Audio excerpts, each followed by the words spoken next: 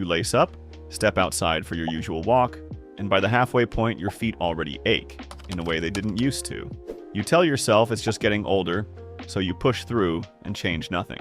But more often than not, the real problem isn't your feet, it's the shoes on them. As we get older, our feet actually change shape. They widen, flatten a little, and lose some of the natural cushioning they used to have, which means the shoes that worked fine in your 30s can quietly start working against you. Podiatrists say most walking-related foot pain, and more seriously, most balance-related falls in older adults, trace back to a handful of repeated footwear mistakes, not bad luck. The good news is, every one of them is easy to fix once you know what to look for. Here are the most common walking shoe mistakes older adults make, and exactly what to do instead. Mistake number 1. Buying the same size you've always worn.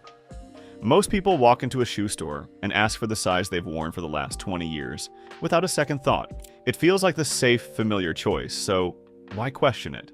The trouble is, feet don't stay the same size forever. As we age, the ligaments and tendons that hold the foot's arch together naturally loosen, causing feet to widen and lengthen slightly over time, sometimes by a half size or more. And it happens so gradually that most people never notice until a shoe that used to feel fine suddenly doesn't. Wearing a shoe based on an outdated size means the fit is subtly wrong in ways that cause blisters, cramped toes, thickened toenails, or pressure directly on bunions and hammer toes, even when the shoe looks like it should fit perfectly well from the outside. Over months of walking in a slightly too small or too narrow shoe, that constant low-grade pressure can also affect balance, since your toes naturally curl or brace to avoid the discomfort instead of gripping the ground normally. The fix is simple and takes just a few minutes. Get measured every single time you buy new shoes, ideally with a Brannock device at a proper shoe store rather than guessing, and measure both feet, not just one, since most people have one foot that runs slightly larger than the other. Always fit the shoe to the larger foot and size up rather than down if you're between sizes. It's worth doing this measurement at least once a year, even if you're not planning to buy shoes right away, simply so you know where your feet currently stand, instead of assuming last year's numbers still apply. Once your size is accurate, the next mistake to watch for is picking a shoe based on how it looks, rather than what it actually does for your feet. Mistake number 2, choosing style over a stability design. It's tempting to pick a walking shoe the same way you'd pick any sneaker, based on color or brand recognition, without ever looking closely at what's actually happening under the sole. But older feet benefit enormously from features built specifically for stability, and those features rarely show up in a shoe just because it looks athletic. Look for a wide base of support, so the shoe doesn't feel tippy underfoot, a firm heel counter, the stiff cup around the back of the shoe that keeps the ankle from rolling side to side, and motion control features that prevent the foot from tipping inward or outward with each step, a tendency that becomes more common as the muscles supporting the ankle weaken with age.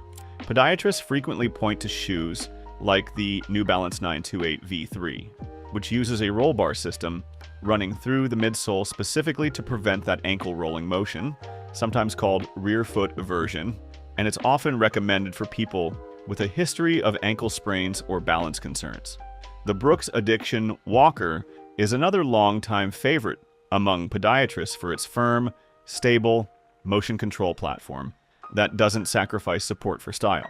These aren't the flashiest shoes on the shelf, and they won't win any fashion awards, but that stability is exactly what helps prevent the kind of small stumble that, for an older adult, can turn into a serious fall and a much bigger problem. If cushioning is your main priority, especially if you deal with plantar fasciitis or general foot fatigue, shoes like the Hoka Bondi are known for their thick, shock-absorbing midsoles that still keep a wide, stable base underfoot, rather than feeling soft and wobbly, which is the balance you want. Plenty of comfort without sacrificing a solid platform to stand on. It's worth trying a pair on in a store rather than ordering blind online, since stability features feel different underfoot from person to person. Once you've got a genuinely stable shoe on your feet, the next thing to check is what's actually happening on the inside of it. Mistake number 3, ignoring arch support and sticking with the factory insole. Many walking shoes, even good ones, ship with a thin, flat foam insole that looks perfectly fine sitting inside the box but offers very little real arch support once you're actually out walking on it. And most people never think to swap it out because it simply doesn't occur to them that the insole is a separate, replaceable part of the shoe. As the fat padding under the foot naturally thins with age, a change that happens to nearly everyone over time, that missing support becomes a much bigger deal than it used to be, often showing up as heel pain first thing in the morning, arch fatigue partway through a walk, or a dull ache across the ball of the foot by the end of the day. Replacing the factory insole with a genuinely supportive one, such as those from Superfeet or PowerStep, gives the arch real structural support and adds a firmer, deeper heel cradle that a lot of factory insoles simply don't provide, since they're often designed more for cost than for long-term comfort. Different insole lines are built for different arch heights and pronation patterns, so it's worth asking a shoe store employee or podiatrist which type actually matches your foot rather than grabbing whichever one is on the shelf. This is a small, relatively inexpensive swap that can make an already comfortable shoe noticeably better, and it's worth doing even in a brand new pair straight out of the box. If you already deal with a diagnosed foot condition, it's also worth asking your doctor whether a custom orthotic rather than an over-the-counter insole makes sense, since some insurance plans and Medicare cover them for qualifying conditions. With your feet properly supported from below, the next mistake shows up before you've even left the store. Mistake number 4, trying on shoes. First thing in the morning. It seems logical to shop for shoes early in the day when you have the most energy and patience for trying on several pairs, but your feet are actually at their smallest first thing in the morning. Throughout the day, especially if you're on your feet at all, fluid naturally settles downward and feet swell slightly, sometimes by half a size or more, an effect that becomes more pronounced with age and with conditions like mild fluid retention that are common in older adults. Buy shoes in the morning, and you may end up with a pair that feels perfectly comfortable standing in the store, but turns snug, pinched, and uncomfortable by the time you're actually out on your regular afternoon walk, exactly when you need the fit to be right. Podiatrists generally recommend shopping in the mid-afternoon or early evening, after you've been up and moving for several hours, so the fit you're testing in the store actually matches the fit you'll experience on a real walk later that day. It also helps to wear the same style of socks you'd normally walk in when you go try shoes on, since sock thickness changes fit too. It's a small timing shift, but it prevents a lot of wasted money and a lot of return trips to the shoe store. If any of these mistakes sound familiar, you're definitely not alone, and that's exactly why we're covering this. Stick around because the next one is something almost nobody thinks to check until it's already become a problem. Mistake number 5, sticking with laces when your hands don't cooperate. Laces are the default closure on almost every walking shoe, but bending down and tying a tight, secure knot requires a fair amount of grip strength, finger dexterity, and honestly some balance too, all of which can be genuinely difficult with arthritis, tremors, or reduced hand mobility. Some people respond to that difficulty by tying their shoes loosely just to avoid the struggle, or by not retying them at all once the laces start to loosen throughout the day, and both habits quietly defeat the purpose of a supportive shoe entirely, since a loose fit undermines the very stability the shoe was designed to provide in the first place. A shoe that's supposed to keep your ankle stable can't do that job if it's flopping around because the laces were never pulled snug. The better fix is switching to a shoe built with an easier closure system from the start, rather than fighting with laces every day. The New Balance 557 with hook and loop straps is one widely available option, and several Orthofeet models are designed specifically with adjustable strap closures for exactly this reason, often alongside a wider toe box that also helps with bunions or swelling. These give you a secure, snug, adjustable fit without ever needing to tie a knot, and you can loosen or tighten them in seconds if your feet swell during the day. It's a small design detail, but it changes whether you actually get a proper, supportive fit every single time you put your shoes on, instead of settling for whatever the laces happen to do that morning. Mistake number 6, focusing on length and ignoring width.